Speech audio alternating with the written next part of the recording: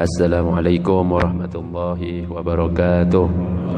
Bismillahirrahmanirrahim. Alhamdulillahirabbil alamin wa bihi nasta'in ala umurid dunya waddin. Allahumma shalli wa sallim wa barik ala sayyidina Muhammad wa ala alihi wa sahbihi ajma'in. Qala al-musannif rahimahullahu ta'ala wa nafa'na bihi wa bi ulumihi fid dharain amin ila an qala wa annahu ta'ala ba'atha sayyidana Muhammadan abduhu wa rasuluhu ila jami'il khalqi lihidayatihim wa litakmili ma'ashihim wa ma'adihim wa ayyadahu bil mu'jizati adh-dhahirah wa annahu alayhi salatu wassalam sadiqun fi jami'i ma akhbara bihi 'anillahi ta'ala minas sirat wal mizan wal hawdi wa ghairi dhalika min umuril akhirah wal barzakhi wa min su'alil malakaini wa azabil qabri wa na'imihi wa anna al-Qur'an wa jami'a kutubillahil munazzalah haqqun wal malaikatu haqqan wal jannatu haqqan wan naru haqqan wa jami'a ma jaa bihi sayyiduna Muhammadun sallallahu alaihi wa alihi wa sallam haqqan wallahu a'lam bis-shawab. Melanjutkan kajian kitab Ar-Risalatul Jami'ah yang ditulis oleh Al-Habib Ahmad bin Zain Al-Habsi. Kita sudah sampai kepada kalimat wa annahu ta'ala, dan bahwasanya Allah Subhanahu wa ta'ala ba'atsa sayyidana Muhammadan, mengutus pemimpin kita yaitu Nabi Muhammad sallallahu alaihi wasallam. Muhammad itu adalah salah satu nama dari baginda Nabi. Di antara nama yang paling mulia dari baginda Nabi itu yaitu Muhammad. Jadi nama selain Muhammad itu banyak. Ada Toha, ada Yasin, itu semuanya nama Nabi. Ada Abul Qasim, ada Al-Amin, itu nama Nabi. Tetapi yang mulia di antara yang nama-nama yang sudah ada itu adalah Muhammad. Siapa yang memberi nama Muhammad itu? Ada dua riwayat. Yang pertama, riwayat yang mengatakan bahwa yang memberi nama Muhammad itu adalah kakeknya yang bernama siapa? Abdul Muttalib. Bukan Abdul Muttalib, tapi Abdul Muttalib yang betul. Abdul Muttalib. Kapan? Di hari ke-7 setelah kelahiran, yang terjadi setelah kematian ayahnya. Ketika ditanya oleh orang-orang, mengapa engkau memberi nama Muhammad, kok tidak diberi nama seperti leluhur-leluhur? Kan nggak ada yang namanya Muhammad leluhur-leluhur kita. Maka jawabannya, aku berharap dengan nama ini, anak ini dipuji di langit dan di bumi, dan Allah telah mewujudkan harapan itu. Itu disebutkan juga di dalam kitab Syarah Safinatun Najah, kitab Kasifatus Saja. Riwayat yang kedua adalah yang memberi nama adalah ketika ibunya yaitu Siti Aminah itu sedang hamil, maka datang malaikat dan berkata, engkau telah mengandung pemimpin para manusia, maka berilah nanti nama anak itu adalah Muhammad. Jadi langsung malaikat datang memberi nama Muhammad, makanya langsung ketika lahir diberikan nama Nabi Muhammad. Dan diutus sebagai Rasul oleh Allah hari Senin setelah sempurna umurnya 40 tahun. Itu Nabi Muhammad. Siapa Nabi Muhammad itu? Abduhu wa rasulah, abadahu wa rasulahu, yaitu hambanya, hamba Allah dan Rasulnya. Jadi bukan Tuhan seperti yang dipertuhankan oleh Nasrani kepada Nabi Isa, bukan. Tetap untuk siapa? Ila jami'il khalqi, untuk semua makhluk, lihidayatihim, sebagai petunjuk bagi mereka, walitakmili ma'ashihim, dan juga penyempurna kehidupan mereka, wa ma'adihim, tempat kembali mereka, wa ayyadahu bil mu'jizati adh-dhahirah, dan juga dikuatkan Nabi Muhammad itu dengan mukjizat-mukjizat yang nyata. Jadi supaya lebih meyakinkan umatnya diberikan mukjizat-mukjizat yang nyata. Kalau untuk Nabi itu namanya mukjizat. Ada lagi namanya apa lagi?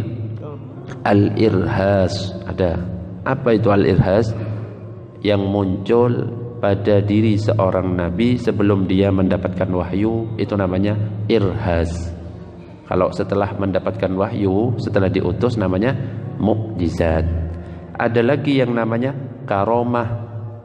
Karomah itu adalah sesuatu yang terkadang muncul pada diri seorang yang mengikuti sunnah dari kalangan orang-orang yang soleh dan ahli makrifat. Para wali itu punya karomah. Ada lagi al-i'anah. I'anah itu muncul pada orang yang beriman pada saat dalam kondisi darurat atau lainnya karena Allah berkehendak memuliakannya. Pokoknya orang beriman tiba-tiba muncul suatu kejadian yang luar biasa. Ada lagi namanya al-istidraj, muncul pada orang kafir dan fasik yang sesuai dengan apa yang mereka inginkan. Orang kafir tapi memiliki kejadian luar biasa. Bisa ini, bisa ini. Itu istidraj. Atau ada orang kafir enggak sholat tapi kok malah kaya, lancar gitu. Itu namanya istidraj. Ada lagi al-kahanah, muncul pada diri seorang tapi melalui perantara setan. Yang kedelapan, dukun, dajjal, dan sihir. Itu kejadian-kejadian luar biasa selain mukjizat. Nah, yang terjadi pada diri kita kalau ada keajaiban-keajaiban, apa kira-kira? Jangan saya kemarin mendapat karomah. Jangan sembarangan ngomong karomah. Jangan-jangan istidraj. Waduh, ini bahaya. Atau jangan-jangan al-kahanah, perantaraan setan. Tapi biasanya kalau para wali, dia itu sudah sampai ke tingkat karomah, itu sedih. Kenapa? Takutnya tertipu. Kalau sudah dia punya karomah, khawatir tertipu sehingga tidak sampai kepada Allah. Makanya pengen cepat-cepat meninggalkan tingkat yang karomah itu untuk bisa langsung sampai kepada Allah. Namanya wusul ilallah. Jangan bangga, ini punya karomah. Enggak, kalau para wali itu enggak senang dapat karomah. Malah kalau sampai mengeluarkan karomahnya itu nyesel sekali. Kenapa? Takutnya pas diagung-agungkan sama umatnya. Misalnya pas tiba-tiba ada orang bisa terbang lah, nanti disembah-sembah sama Pak Har. Wah, iki wali, iki langsung didatangi tiap hari. Nah, itu bahaya kalau kayak gitu itu. Wa annahu alaihi salatu wassalam, dan bahwasanya baginda Nabi sallallahu alaihi wasallam shadiqun, dia itu jujur fi jami'i ma akhbara bihi anillahi ta'ala, atas semua yang dikabarkan oleh baginda Nabi dari Allah semuanya jujur. Bisa kita bayangkan kalau Nabi ternyata menyampaikan sesuatu yang enggak jujur, bisa kacau. Tentang apa? Tentang perkara-perkara gaib. Misalnya minas sirat, dari sirat. Sirat itu apa? Jembatan. Jembatan yang terbentang di atas neraka jahanam. Dan jembatan ini diriwayatkan lebih tipis dari sehelai rambut dan lebih tajam dari pedang. Dan setiap manusia yang dulu dan yang akhir semuanya akan melewatinya. Dan dikatakan dalam sebuah riwayat, panjang jembatan ini adalah 3.000 tahun. 1.000 tahun menanjak, 1.000 tahun datar, dan 1.000 tahun turun. Nah, 3.000 tahun. Naik 1.000, datar 1.000, turun 1.000. Nyampenya berapa nanti gitu. Ada lagi wal mizan. Mizan itu adalah apa? Timbangan. Neraca atau timbangan yang memiliki dua timbangan yang besar. Satu timbangannya itu seluas langit dan bumi. Itu timbangannya. Namun berat dari amal perbuatan sekecil-kecilnya akan tetap berpengaruh pada timbangan ini. Ada lagi al-haud. Al-haud itu artinya telaga Kausar, telaga. Telaga yang khusus dan besar serta tepinya sangat luas. Nah, ini telaga yang cuma dimiliki oleh baginda Nabi, bahkan seluas perjalanan sebulan luasnya. airnya lebih putih dari susu, lebih dingin dari es, lebih manis dari madu, dan lebih harum dari kasturi, dan gayung-gayungnya sejumlah bintang di langit. Barang siapa meminum seteguk darinya, dari telaga itu, maka tidak akan pernah merasa haus setelah itu. Wa ghairi dzalika min umuril akhirah, dan perkara-perkara lain yang berhubungan dengan perkara akhirat, wal barzakh, dan juga apa yang dikabarkan Nabi tentang alam barzakh itu juga benar. Alam barzakh itu alam kubur. Meskipun ada orang meninggal terus tenggelam, mayatnya tidak dikuburkan di dalam tanah, itu tetap apakah enggak ditanya oleh malaikat? Apakah malaikat datangnya ke laut? Enggak. Karena kalau sudah mati itu pindah alam. Nah, di situ itu pindahnya alam itu nanti malaikat akan datang. Dan Siti Aisyah pernah mengatakan, aku tidak pernah melihat Rasulullah sallallahu alaihi wasallam melakukan salat kecuali beliau berlindung kepada Allah dari azab kubur. Itu Nabi. Yang dia itu adalah seorang rasul, dia juga seorang pemimpin para nabi dan para rasul, yang sudah mendapatkan jaminan surga, yang sudah mendapatkan pengampunan dosa, selalu berlindung setiap sholat itu dari azab kubur. Nah, kita bukan nabi, bukan rasul, bukan pemimpin nabi dan rasul, belum mendapatkan jaminan surga, belum mendapatkan pengampunan dosa. Apakah pantas kita tidak berdoa atau berlindung dari azab kubur? Gimana doanya? Allahumma inni a'udzubika min azabi jahannam wa min azabil qabri wa min fitnatil mahya wal mamati wa min syarri fitnatil masihid dajjal. Itu sebelum salam. Habis fil alamin innaka hamidum majid. Langsung Allahumma inni a'udzubika min azabi jahannam wa min azabil qabri wa min fitnatil mahya wal mamati wa min syarri fitnatil masihid dajjal. Kalau nggak hafal gimana? Bahasa Indonesia tapi tidak dilafalkan. Kalau dilafalkan batal salatnya. Fil alamin innaka hamidum majid. Langsung bengkem sambil keretak di dalam hatinya. Lindungi aku dari azab kubur, lindungi aku dari azab jahannam, lindungi aku dari fitnah hidup dan mati, lindungi aku dari fitnah dajjal. Dalam hati, jangan sampai dilafatkan. Kalau dilafatkan, salatnya batal karena tidak boleh selain pakai bahasa Arab. Wa min su'alil malakaini, dan dari pertanyaan dua malaikat. Malaikat siapa? Mungkar dan Nakir. Wa azabil qabri, dan azab kubur tadi itu. Wa naimihi, dan nikmat kubur. Wa annal Qur'an, dan bahwasanya Quran, wa jami'a kutubillahil munazzalah, dan semua kitab-kitab Allah yang Allah turunkan, haqqun, yaitu benar. Kitab-kitab yang Allah turunkan ada berapa? Yang wajib diketahui 4. Totalnya berapa? 104 semuanya itu. Ada yang diberikan ke Nabi Sid, ada lembaran-lembaran kepada Nabi Musa selain Taurat, banyak. Ada yang kepada Nabi Adam lembaran-lembaran, ada yang suhuf Ibrahim, suhufnya Nabi Musa. Yang wajib diketahui tapi 4. Apa saja? 1, Zabur diturunkan kepada Nabi Daud. 2, Taurat kepada Nabi Musa. 3, Injil kepada Nabi Isa. Terus yang terakhir Al-Quran kepada Nabi Muhammad. Dan di antara 104 yang kemudian masuk kandungannya ke dalam 4 ini, nah 4 ini semuanya katanya Syekh Imam Nawawi, Syekh Nawawi Al-Bantani dalam kitab Syarah Uqudul Lujain, masuk kandungannya semuanya ada di dalam Al-Quran.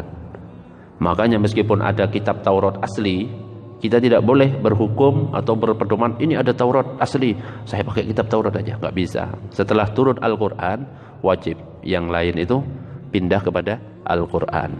Semua kandungan kitab-kitab semuanya ada di dalam Al-Quran.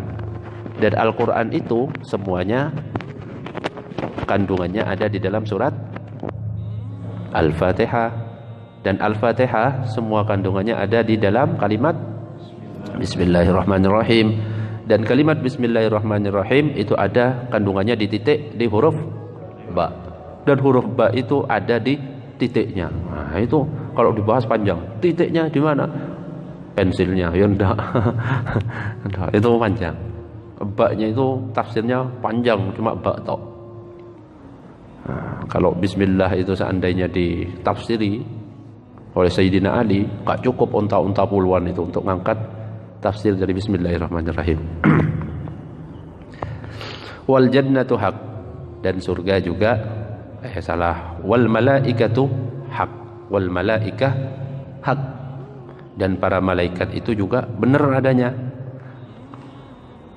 Kalau jama banyak malaikat itu artinya malaikah. Tapi kalau cuma satu, misalnya mau manggil mungkar, itu siapa? Bukan malaikat mungkar. Malaikat itu artinya para malaikat-malaikat. Malak kalau satu orang. Berarti kalau malaikat maut bukan malaikat maut, malakul maut. Malakul maut, malak namanya. Kalau malaikat itu banyak. Malaikat yang wajib diketahui ada berapa? 10. Tapi kalau semuanya ada berapa? Enggak terhitung. Ada malaikat gunung, ada malaikat langit, ada malaikat bumi, ada malaikat rahmat, ada malaikat yang muter di Baitul yang di atas, yang lurus dengan Ka'bah, itu ada Ka'bahnya para malaikat itu. Tiap hari 70.000 ganti, enggak keluar lagi, masuk lagi ke tempat itu 70.000 malaikat. Kalau umurnya bumi ini aja 2.000, kalau tiap hari 70.000 berapa sudah? Itu masih enggak terhitung sampai hari kiamat. 70.000. Makanya di dalam ruangan kayak gini tidak ada sejengkal pun tanpa ada malaikat. Makanya Pak Suki ada malaikat yang ngawasi Pak Suki. Ngeretak iki ngomong apa, misalnya ngomong kayak gitu, ditulis sama malaikat. Tetap ada malaikat Raqib dan Atid, ada. Dan pemimpinnya itu adalah malaikat Jibril. Malaikat Jibril itu 600 sayap. Satu sayap 600 sayap juga cabangnya. Cabangnya lagi satu 600. Makanya satu kepakan wis hilang nyampe mana gitu. Itu malaikat Jibril. Suatu saat malaikat Jibril itu diperintah oleh Allah. Malaikat Jibril ambil tanah. Ini saya menciptakan Adam. Berangkat malaikat Jibril nyampe ke bumi, mau ngambil, bumi langsung berkata, aku bersumpah, aku berlindung kepada Allah dari perbuatanmu untuk ngambil aku. Enggak jadi ngambil karena berlindung kepada bumi. Balik malaikat Jibril, ya Allah, ketika saya mau ngambil tanah, bumi berlindung atas namamu, makanya saya enggak berani. Akhirnya ngutus malaikat Mikail.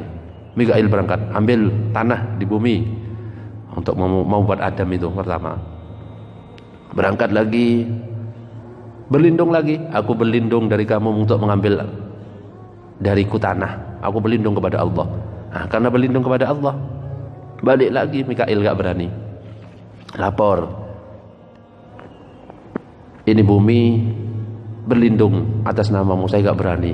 Akhirnya nyuruh malaikat, satu malaikat Israel namanya, langsung berangkat. Israel itu berlindung lagi, aku berlindung kepada Allah dari kamu mengambil tanah dariku.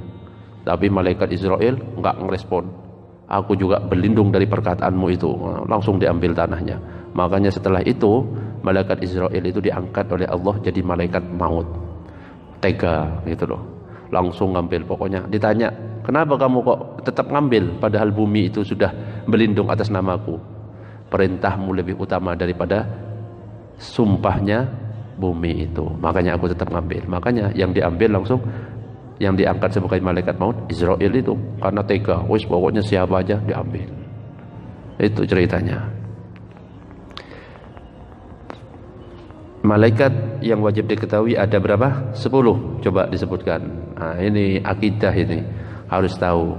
Kalau ahli sunnah wal jamaah atau Islam, nama nabi harus tahu, akidah apa, nama malaikat juga harus tahu. Coba nama malaikat satu, tugasnya